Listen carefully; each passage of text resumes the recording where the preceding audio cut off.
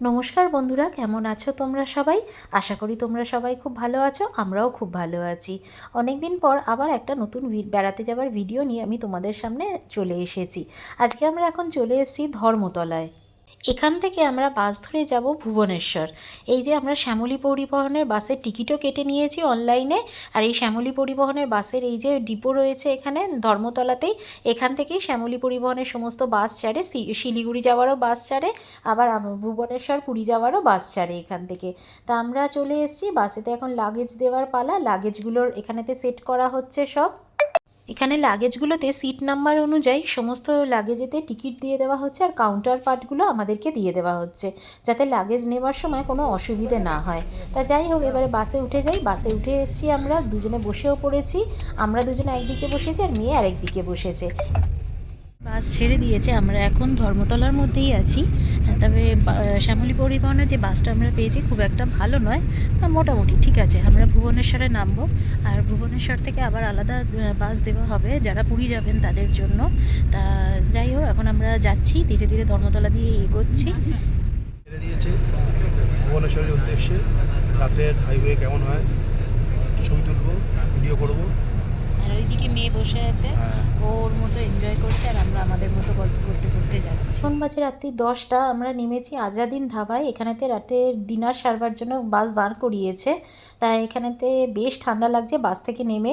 এতক্ষণ তো বেশ সুন্দর বাসের মধ্যে কমফোর্টেবলি বসেছিলাম, এবারেতে এখানেতে নেমে বেশ ঠান্ডা লাগছে। তা যাই হোক, সোমনাথ খাবারের অর্ডার দিতে চলে গেছে, আর ওই যে আমাদের বাস দাঁড়িয়ে রয়েছে তার সাথে আরেকটি বাসও শ্যামলী পরিবহনেরই এসছে। তা চলো এবার ভেতরে যাওয়া যাক। ভেতরে গিয়ে খাবারের অর্ডারটা দিয়ে দিই, কেননা 20 মিনিটের বেশি এখানে বাস দাঁড়াবে না। প্রথমে একটু ওয়াশরুম যাব, তারপরেতে খাওয়া দাওয়া করে আবার বাসে উঠে যাব। তা এখন এই যে খাবারের জায়গাটা বেশ সুন্দর বড়, কিন্তু খোলা তো ওই জন্য প্রচণ্ড ঠান্ডা লাগছে। আর এই যে সামনে কি সুন্দর গোলাপ ফুলগুলো হয়ে রয়েছে, শীতের সময় তো গোলাপ ফুলগুলো একবারে টাটকা সতেজ রয়েছে, খুব সুন্দর লাগছে গোলাপ ফুলগুলো দেখতে।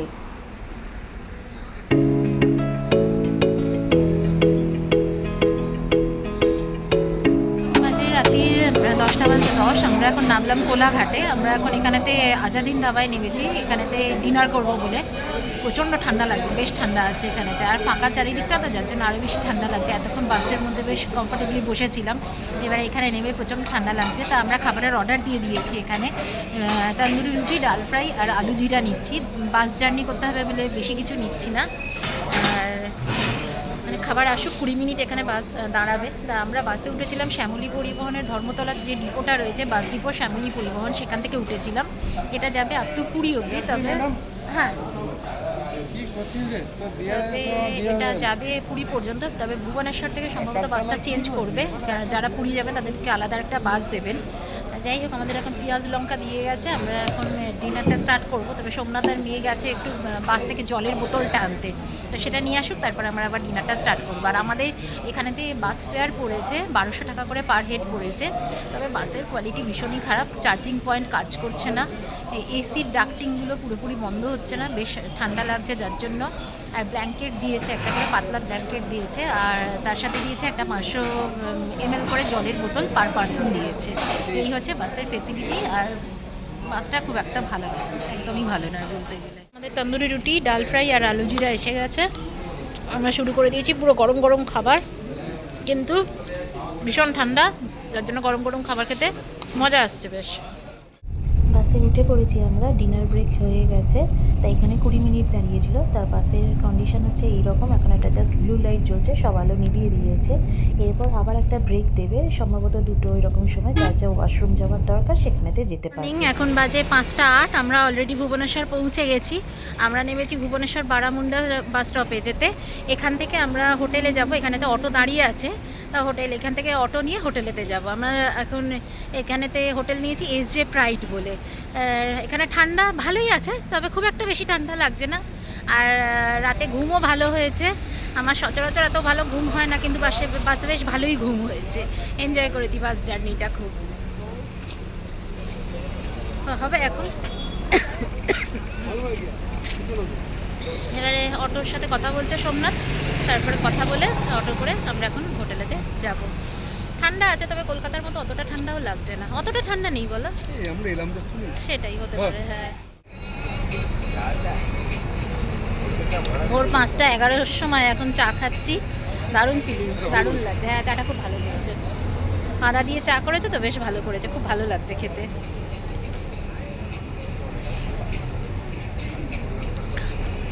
দারুণ লাগছে। এই ভোরবেলার ভুবনেশ্বর এখনো অনেক ফাঁকা ফাঁকা, তবে লরি টরি চলছে ভালোই। আমরা অটোতে উঠে পড়েছি, এখন যাচ্ছি হোটেলের দিকে। এখনো আলো হয়নি, বেশ অন্ধকার রয়েছে। 6টার আগে তো আলো হয় না সেভাবে। অটোতে প্রচুর হাওয়া দিচ্ছে, যার জন্য আমরা পুরো র্যাপ হয়ে বসে রয়েছি। একটা শাল নিয়ে আমরা র্যাপ হয়ে গেছি পুরো। আমাদের অবস্থা দেখাতে পারছি না। খুব এনজয় করছি ঠান্ডাটাকে।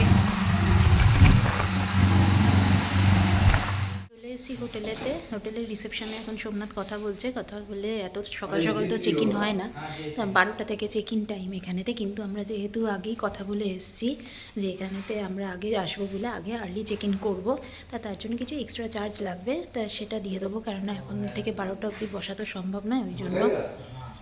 এটা দেখাচ্ছি, এখনও পুরো অন্ধকার, একটুও আলো হয়নি এখনও।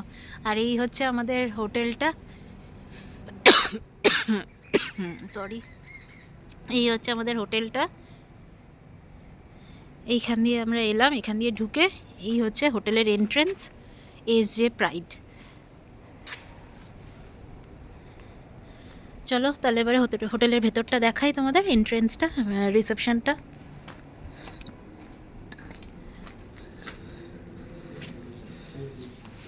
এই হোটেলে ঢুকে পড়লাম, এই রিসেপশন এরিয়া।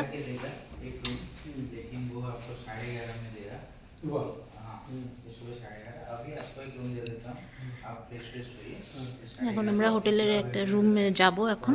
আর এখানেতে ঠাকুর রয়েছে।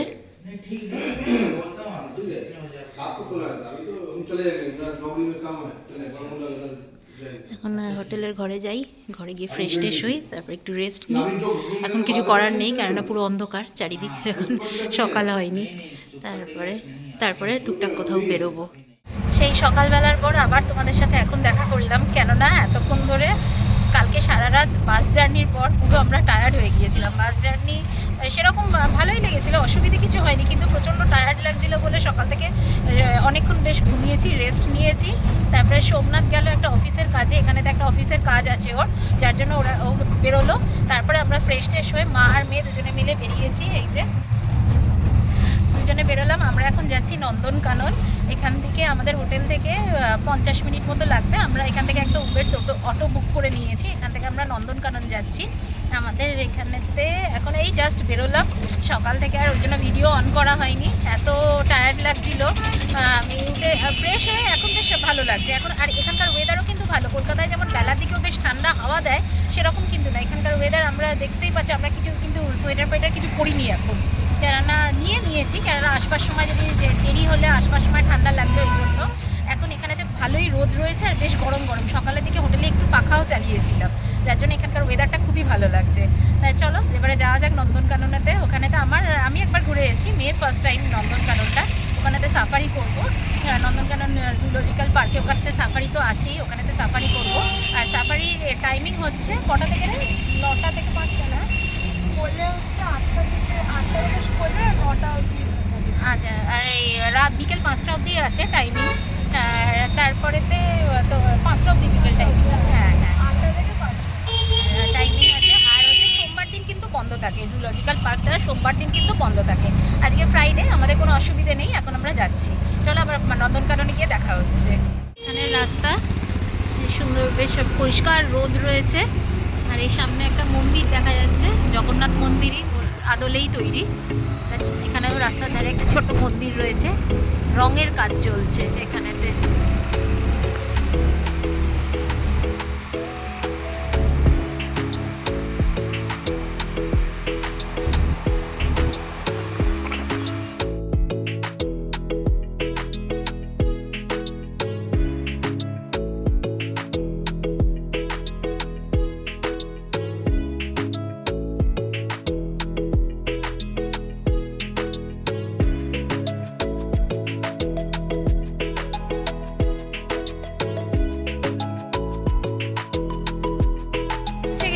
সামনে এখান থেকে শশা কিনলাম, শশা কিনে শশা কিনে খেতে খেতে তারপরে ভেতরে ঢুকবো। টিকিট কাউন্টার আছে সামনে, টিকিট কাটবো, টিকিট কেটে তারপরেতে ভেতরে ঢুকবো। ঢোকার আগেই শশা দেখতে পেলাম বলে নিয়ে নিলাম, বেশ ঠান্ডা ঠান্ডা শশা, ভালোই লাগবে নুন দিয়ে খেতে। আর এই যে চারপাশে এখানেতে প্রচুর দোকান রয়েছে, ঢোকার মুখেই লোকাল দোকান রয়েছে, সব বড়া টড়া পাওয়া যাচ্ছে, আখের রস পাওয়া যাচ্ছে। যাই হোক, দেখি টিকিট কাউন্টারের দিকে যাই এবার, ওখানে টিকিটের দাম কত কি জানাচ্ছি তোমাদেরকে। আমরা চলে এসেছি নন্দনকাননের মেন গেটের দিকে, এবারেতে টিকিট কাটবো, টিকিট কেটে তারপরেতে ভেতরে ঢুকবো।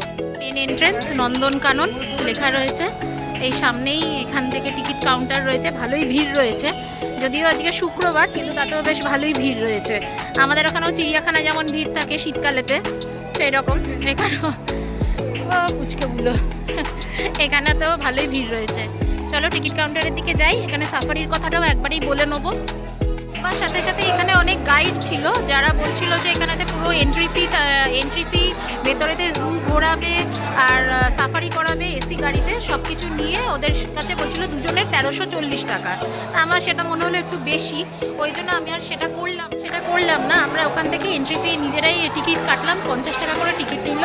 আর সাফারির জন্য ভেতরেতেই ওখানেতে ব্যবস্থা আছে, বলছিল ওরা ব্যাটারি করে পুরো জুটা ঘোরাবে, কিন্তু ব্যাটারি গাড়িতে জু ঘোরানোর মতো ঘুরতে ইচ্ছে করে না খুব একটা, ওই জন্য নিজে পায়ে হেঁটে হেঁটেই দেখবো জুটা। তারপর ওখান থেকে আর একটু টাকাটাও বেশি মনে হচ্ছিল, 1340 টাকা দুজনের, সেই জন্য আর করলাম না। আমরা নিজেরা 50 টাকা করে পার হেড টিকিট কাটলাম, দুজনের 100 টাকা লাগলো। 100 টাকা লাগার পর এবারে আমরা ভেতরেতে ঢুকছি, ভেতরেতে ঢুকে ওখান থেকে সাফারি টিকিট আলাদা করে কেটে নেবো। আর তোমাদের যে বোর্ডটা দেখালাম ওখানে তো সমস্ত রেট লেখা আছে, তোমরা একটু দেখে নিও ওটা পজ করে, যে ওখানে তো রেটগুলো সব লেখা আছে। নন্দনকানন জুলজিক্যাল পার্ক, এটা হচ্ছে এন্ট্রি গেট। এখানেতে টিকিট কাউন্টার ছিল, টিকিট কেটে তারপরেতে এখান থেকে যাচ্ছি। এখানেতে রোপওয়ের ব্যবস্থাও আছে, তবে রোপওয়ের টিকিটও এখন কাটলাম না, যদি ভেতরেতে লাগে তখন রোপওয়ের টিকিট ব্যবস্থা করে নেব। ভেতরেতে এখানে প্লাস্টিকের বটল অ্যালাউ নয়, তবে যদি বটল ভেতরে আনতে চাও ওখানেতে কাউন্টার আছে, 50 টাকা দিয়ে তোমাকে একটা স্টিকার লাগিয়ে নিতে হবে। সেই স্টিকারটা যদি লাগানো থাকে তাহলে তুমি বোতলটা নিয়ে ভেতরে ঢুকতে পারবে, এবং ফেরবার পথে যখন ওখানে তুমি আবার ফিরছো ওই টোকেনটা ওই স্টিকারটা দেখালে ওই বটলটা আবার তোমাকে টাকাটা ফেরত দিয়ে দেবে। আর তুমি বটলটার মিস ইউজ করছো কিনা সেটা ওরা দেখে নেবে, কেননা অনেকে এখানে করে তো প্লাস্টিকের বোতল এদিক সেদিকে ফেরে নোংরা করে, ওই জন্য এখানেতে এই ব্যবস্থা করা হয়েছে। একটু দেখে দেখে ঘুরতে হবে কোন দিকটায় কি আছে, না নয়তো এদিক সেদিক ঘুরে কোনো লাভ নেই। সামনেই একটা হাতি রয়েছে, যদিও আসল নয়, এটা স্ট্যাচু। এখানে ব্যাটারি গাড়িও আছে, যদি কেউ অ্যাভেল করতে চাও এটা নিতে পারো, কেননা এখানেতে ব্যাটারি গাড়ি দিয়ে পুরো জুটাকে ঘুরিয়ে দেখাবে, ওই জন্য বয়স্ক মানুষদের জন্য বা কেউ যদি হাঁটতে কারোর প্রবলেম থাকে এই ব্যাটারি গাড়িগুলো তারা অ্যাভেল করতে পারো।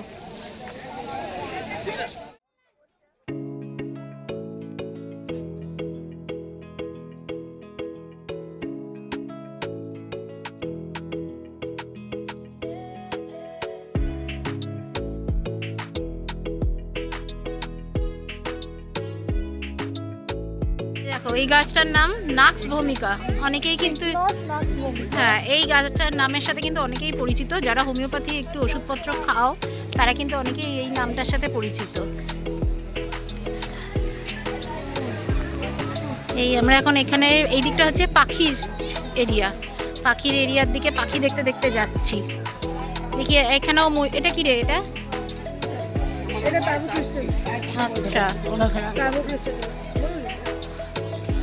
ময়ূরই তো দেখতে পাচ্ছি, নাম হয়তো অনেক কিছু কিন্তু আচ্ছা আচ্ছা, এই চোখগুলো কি সুন্দর লাগছে, দেখ খাঁচার মধ্যে রয়েছে তো অত বোঝা যাচ্ছে না।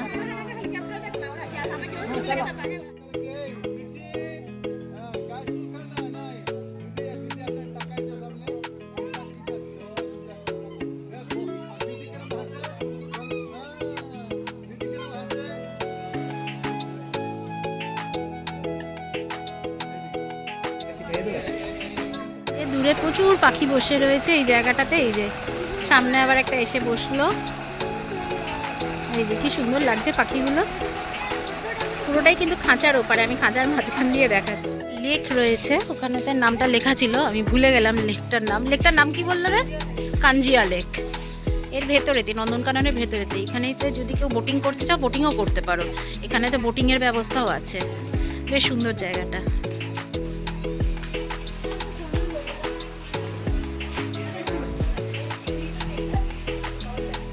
গাড়িতে উঠে পড়েছি, 100 টাকা পার পার্সন নিয়েছে। এখান থেকে ব্যাটারি গাড়িতে উঠে পড়ে এবারেতে সাফারির যে মেন গেটটা, মানে যেটা জঙ্গল সাফারি করতে গেলে সেটা 3 কিলোমিটার, অনেকটা। এবারে কোন দিক দিয়ে যেতে হবে আমি ঠিক বুঝতে পারছিলাম না বলে তাই আমরা একটা ব্যাটারি গাড়ি করে নিলাম। এখানেতে বিভিন্ন রকম দেখিয়ে আগে গেলে আগে বিওবি স্টপ টু লেখা আছে, ওইখান টিকিট দেখে আবার গাড়ি পাবে। এখানে কেঁপে কেঁপে দাঁড়িয়ে দাঁড়িয়ে যেতে হবে। ব্যাটারি কার কিছুটা অন্তর অন্তর ছেড়ে দেয়, একটা করে স্টপেজ আছে। স্টপেজ থেকে উঠে স্টপেজ 1 থেকে উঠে স্টপেজ 2-তে ছেড়ে দেয়, না স্টপেজ 1-এতে ছেড়ে দেবে। ওখানেতে যা আছে সেগুলো দেখে নিয়ে আবার স্টপেজ 2-তে এসে ওই টিকিটটাই দেখালে, এই যে টিকিট, ওই টিকিটটাই দেখালে আবার একটা ব্যাটারি গাড়ি দিয়ে দেবে ওখান থেকে। ওই ভাড়া কিন্তু সেমই থাকছে, 100 টাকাতেই যে আমরা টিকিটটা কেটেছি সেই টিকিটটাতেই হয়ে যাচ্ছে। ভীষণ রোদ এখানে, খুব গরম হচ্ছে বেশ হাঁটতে হাঁটতে। I love Nandankanan. চলো এই লাইনটা, হ্যাঁ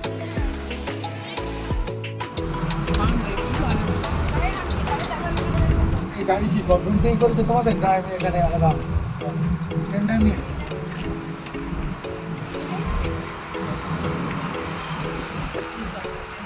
কতগুলো গাড়ি আছে? এই যে এখানে ক্যাশ কাউন্টার আছে, এখানে এসি নন এসি দুটোই পাওয়া যাবে বাস।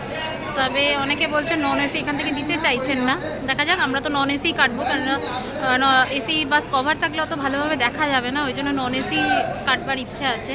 যদি না হয় তখন এসি কাটতে হবে, কিছু করার নেই। সাফারির বাসে বসে রয়েছি এখন। এই যে এসি নিতে হলো, কারণ নন এসি এখানেতে কখন বাস আসবে কোনো ঠিক নেই, সেই বাধ্য হয়ে এসি নিতে হলো। 120 টাকা করে এক একজনের পড়লো। আমরা লাস্ট একদম বসে আছি, আমাদের সিট নম্বর হচ্ছে 29 আর 30। আর সামনে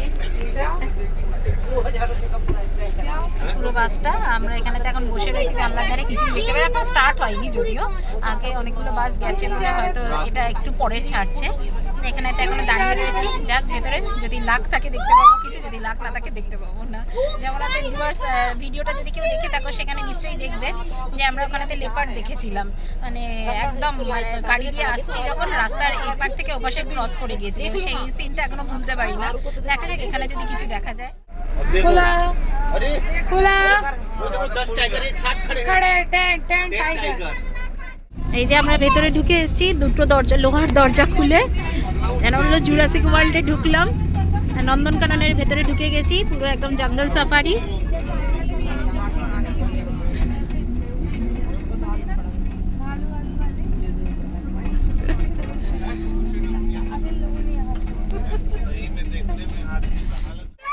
একবার দিখা বাপরে जल्दी पकड़ो तो नहीं सर नहीं जी देख रहे यार जी नंगा वीडियो बना जूम करके गंगा फोन संभालना ওই তো এই তো এই তো এই তো দাঁড়িয়ে রয়েছে झपट्टा मुंह में समझी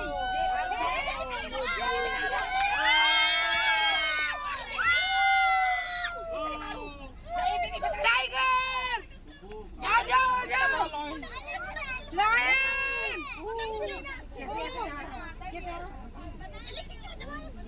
অপূর্ব।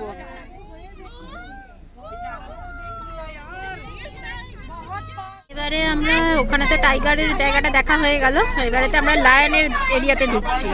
আমরা বেশ ভালোই দুটো বাঘ দেখতে পেলাম, রয়্যাল বেঙ্গল টাইগার। এবারেতে লায়ন দেখা যায় কিনা দেখি। আগের বার তো বেশ ভালোই লায়ন দেখেছিলাম, এবারে রয়্যাল বেঙ্গল টাইগারগুলোর চেহারা কিন্তু দারুণ ছিল, একদম সামনে পেলে আমাদেরকে দেখতে কি হতো। আমাদের কাঁচের গাড়ি ছিল বলে মুখ ঘুরিয়ে চলে গেল, দেখলাম টাইগারটা। এবারেতে আমরা যাচ্ছি লায়ন আছে যে এরিয়াটাতে, সেইখানেতে ঢুকছি। এখানেও দুটো গেট খুলে তারপরেতে ঢুকবে। আর হরিণ দেখেছি, ময়ূর দেখেছি, সবই দেখেছি। তবে রয়্যাল বেঙ্গল টাইগার দেখার আলাদা একটা একদম জানলার সামনে ছিল। এই যে গেট ওপেন হলো। আমি অল্প অল্প সাইড থেকে দেখাতে পাচ্ছি, কেননা এখানেতে দেখা যাচ্ছে না, আমি একদম লাস্টে রয়েছি বলে। এই যে এখানেতে লোহার গেট আছে, গেট ওপেন হচ্ছে, আবার আমরা জঙ্গলের মধ্যে ঢুকে যাচ্ছি। ওই যে ময়ূর ময়ূর ময়ূর ময়ূর। এখানেতে ক্যামেরাটা স্টেডি রাখা যাচ্ছে না, এত হচ্ছে। প্রচুর হরিণও আছে, ওই যে হরিণ রয়েছে, ওই যে সামনে বাঁদর রয়েছে, হরিণ রয়েছে, ময়ূর।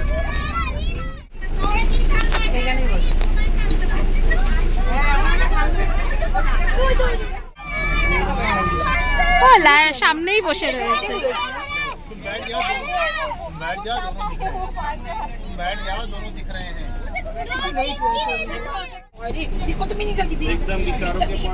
ময়ূর ময়ূর হরিণ সব একসাথে।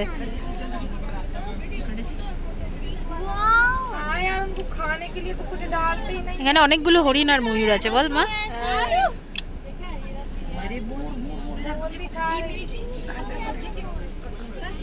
পেখম মেললেই আরো ভালো লাগবে। এদিকেই আসছে।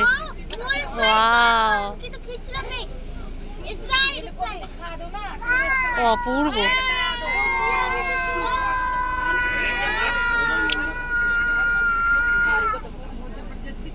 হয়ে গেল, নেমে পড়েছি। এবারে এইখান থেকে আবার ব্যাটারি গাড়ি পাওয়া যাবে।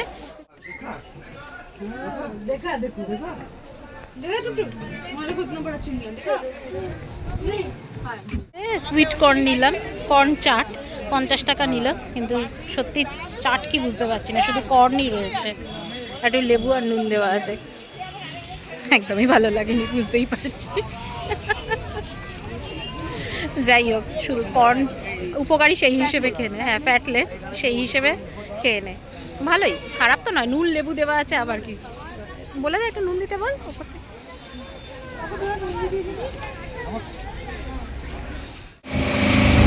আমরা এবার বাড়ি ফিরছি, অটো নিয়ে নিয়েছি। প্রথমে যে সোমনাথের যেখানে কাজ ছিল সেখানে একটু গিয়েছিলাম, ওর সাথে দেখা করে এবার আমরা আবার বাড়ি, আমরা মা মেয়ে দুজনেই বাড়ি ফিরছি। এতক্ষণ আমরা বেশ মা মেয়ে ভালোই ঘুরলাম, নন্দনকানন ঘোরা হলো, তারপরে সোমনাথের ওখানে গিয়েছিলাম একটু, ওর সাথে দেখা করে এবার আমরা হোটেলে ফিরে যাচ্ছি আমরা।